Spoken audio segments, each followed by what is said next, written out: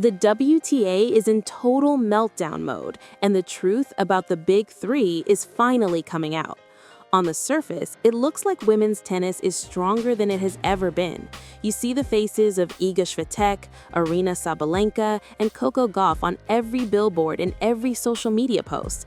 They are framed as the heroes of the sport, but the reality is much darker.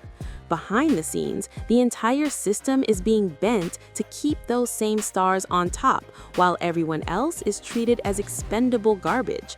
This is not just a coincidence or a matter of skill.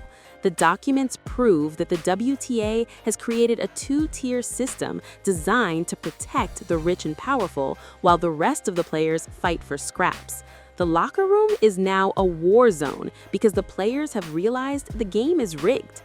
For over a year, the top names have complained that the calendar is madness and insane. They act like they are the ones suffering the most. Swiatek has gone on record saying the season is so packed that players do not have time to live peacefully. Sabalenka followed her lead by calling the schedule insane and threatening to skip events in 2026 even if she gets fined. But don't let these public statements fool you. This is a calculated lie designed to make the villains look like victims. While the Big Three complain about playing too much, they are the ones reaping all the benefits of the very system they pretend to hate. For lower-ranked players, these complaints are a slap in the face. If the most powerful women in the sport are this protected and still complaining, what chance does a girl ranked 80 in the world actually have? The reality is that the WTA's business model is a house of cards, built on the backs of the many to serve the few. The tour is obsessed with a small cluster of recognizable champions because that is where the sponsorship money lives. To keep that money flowing, the WTA executives have created mandatory tournament rules that are nothing short of legal slavery.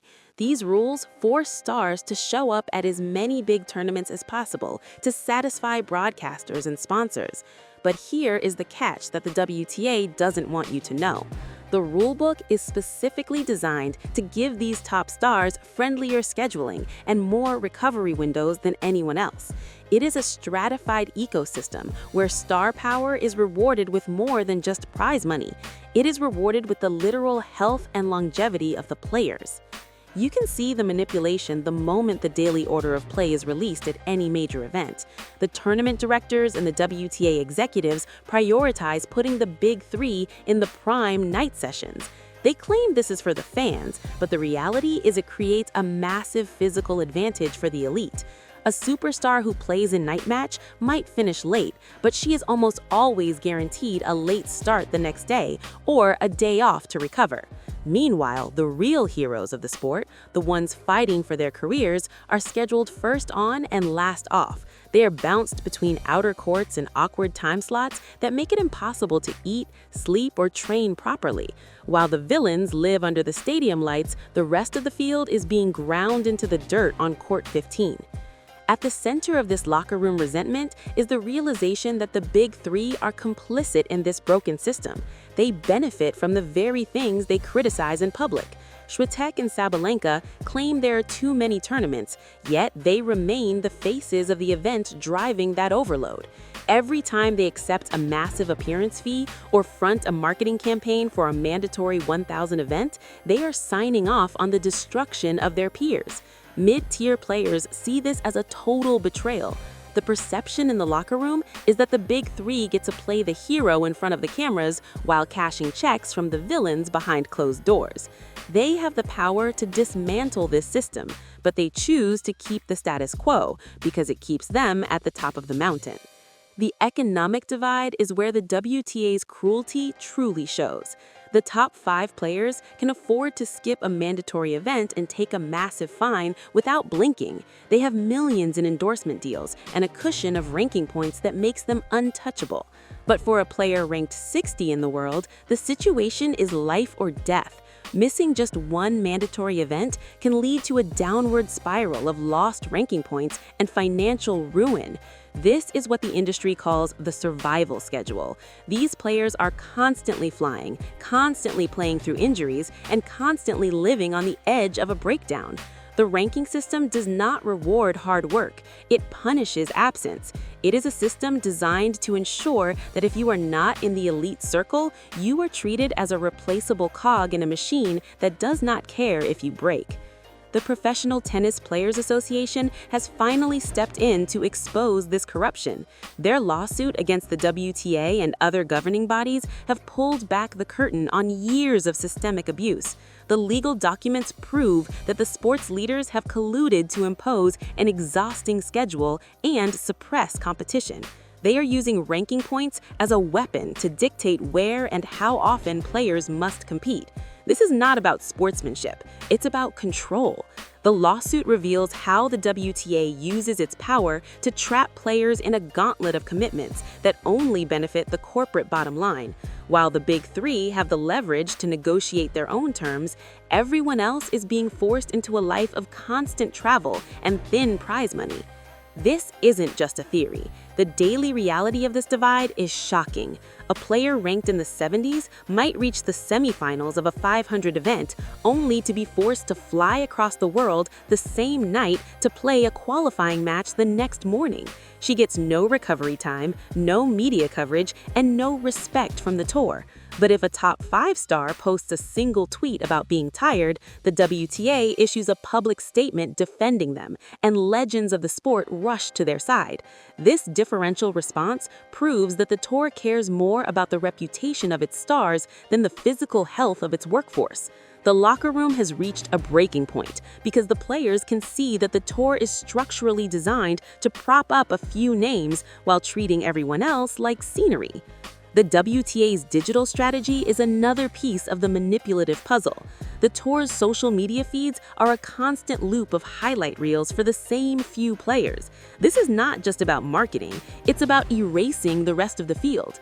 When a lower-ranked player produces a massive upset or a miracle run, they are given a tiny bit of attention before being vanished from the feed. The message is clear. The Big Three are the league, and you are just an extra in their movie. This narrative feeds a deep suspicion that scheduling decisions are made specifically to create content around the stars, regardless of whether it's fair or healthy for the players involved. The handling of player crises has been a total procedural failure. When tournaments stack matches into the early morning hours, the WTA leadership does nothing but offer empty words about communication. Players like Daria Katakina have been brave enough to speak the truth, saying these conditions could literally make players die. They point out that certain seeds are always protected by first-round buys and flexible schedules, while the rest of the field is left to rot. The system acknowledges the problem only when it affects the stars. If a mid-tier player collapses from exhaustion, it is ignored. If a top 5 star complains about a late finish, the rules are suddenly up for discussion. This divide is no longer just a rumor, it is an open revolt. You can hear it in the way players now talk about them and us. The them refers to the elite circle and the executives who protect them. The us refers to the hundreds of women who are being exploited to keep the lights on. The draw ceremonies feel like carefully curated TV shows rather than random events. The stadium sessions are reserved for the stars, even when the stadiums are half empty, while the most exciting matches in the tournament are played on outer courts with no cameras and no respect from the tour. The 2026 season is turning into a nightmare for the WTA because the majority of the players are no longer willing to accept their role in this hierarchy. The hypocrisy of the Big Three is the final straw. They use their platform to talk about player welfare, but they never demand the structural changes that would actually help their peers. They don't ask for a reform of the ranking system. They don't ask for a reduction in mandatory requirements for everyone. They only ask for more comfort for themselves. The industry is starting to see through the act. Sponsors and broadcasters are beginning to realize that a tour built on only 3 names is a failing business model. As the PTPA lawsuit moves forward, the calculated lies of the WTA leadership are being exposed in a court of law. Steve Simon and the WTA executives thought they could keep the locker room quiet forever. They thought the mid-tier players would just keep showing up and taking the abuse because they had no other choice, but they underestimated the power of the truth. The players are sharing their travel itineraries and their injury reports on social media for the whole world to see. They are exposing the brutal reality of the survival schedule. The Big Three are finding out that being the face of a corrupt system comes with a heavy price. Their reputations are in free fall as the locker room turns against them. The documents prove that this wasn't an accident. It was a choice. The WTA chose to prioritize short-term profit over the long-term health of the sport. They chose to build a system that rewards privilege and punishes hard work. They chose to ignore the warnings from the players who were literally breaking down on court. Now they are facing the consequences of those choices. The industry is distancing itself from the toxic environment created by Steve Simmons' leadership. The fans are starting to realize that the rivalries they see on TV are being manufactured by a rigged system. The reality is that the Big Three are not the heroes of this story. They are the beneficiaries of a system that is destroying women's tennis. The real heroes are the players who are standing up and demanding a fair shake. They are the ones who are risking their careers to join the PTPA and fight the WTA in court. They are the ones who are speaking out despite the threats of fines and ranking penalties. The downfall of the current WTA leadership is inevitable because you cannot build a successful sport on a foundation of lies and exploitation. The meltdown is only going to get worse as more evidence of collusion comes to light. The rulebook clauses that give stars special treatment are being scrutinized by legal experts. The financial records of the tour are being picked apart to show where the money is really going. Every day, another player finds the courage to speak up and join the revolt. The era of the golden circle is coming to an end. The villains have run out of excuses and they have run out of time. The locker room is no longer afraid, and that is the biggest threat the WTA has ever faced. The Big Three might still be winning titles for now, but they have lost the respect of their peers. They have lost the locker room, and without the locker room, they don't have a tour. They have spent years pretending to be leaders while watching their fellow players suffer. That hypocrisy has finally caught up to them. The insane schedule they complain about is the same one they helped build. The madness of the calendar is the same one they profit from.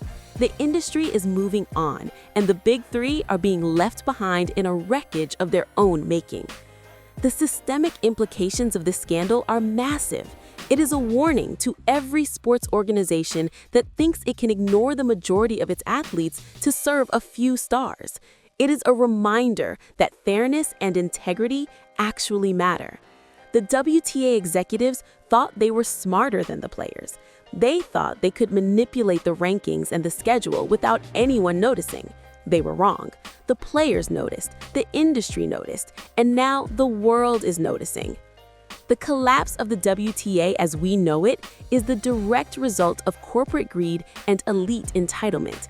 The villains try to control the narrative, but the facts are too loud to ignore.